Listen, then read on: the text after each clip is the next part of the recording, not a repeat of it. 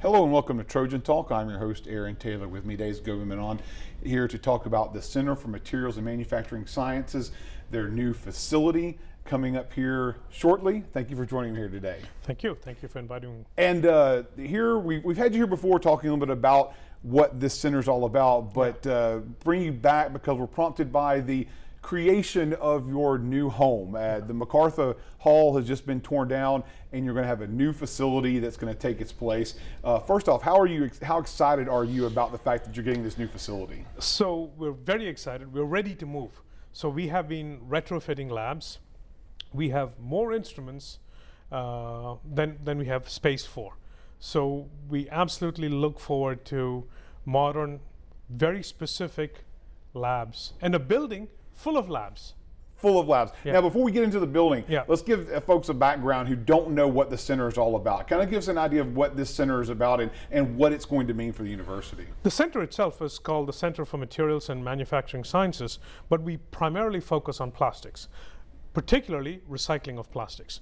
So when you talk about recycling of plastics, there are many moving parts to this. So there's an aspect of chemical recycling, there's mechanical recycling, there's processing. So there are various different kinds of labs.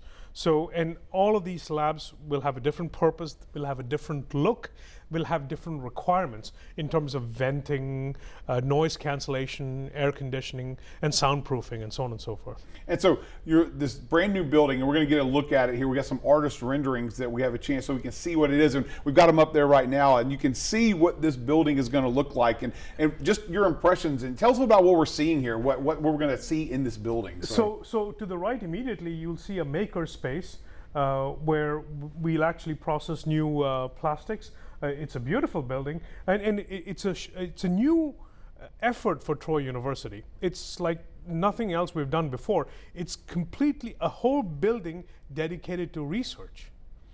And research, and that's one of the main things. This is changes kind of a new direction for the university because it's so research based, and there's a lot of elements in here that is, I guess, breaking new ground for the university when it comes to research and academics here.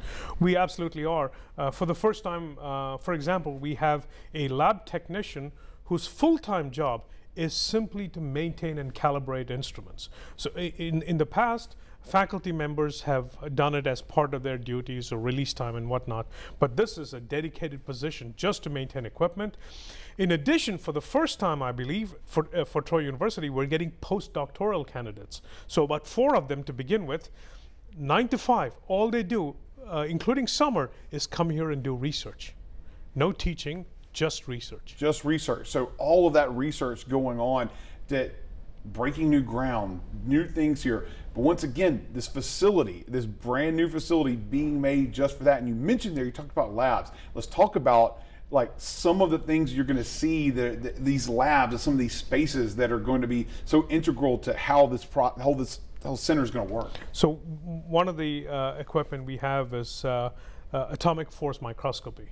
So the level of resolution is just unparalleled. So we can see layers of molecules. We have NMR, a nuclear magnetic resonance machine. So again, it takes fantastic images. It takes tens of thousands of dollars just to power the equipment up. So anytime we have to power down, there's a cost involved in powering it up. So these are very expensive machines to maintain. And here's another question. So what is I know there's a lot of research in this, what is the level of student interaction with what's going to be going on in the facility? And here we do exactly what Troy does all along. We invite students from day one. So they will be involved in every aspect of what we do. They can take courses, research courses for credit. If they don't need credit, they can just still continue to work with us. So we go out of the way. We in fact have funding for this as well, but we go out of the way to include students at every step. And of course, this is something that's only going to progress in the field, the business.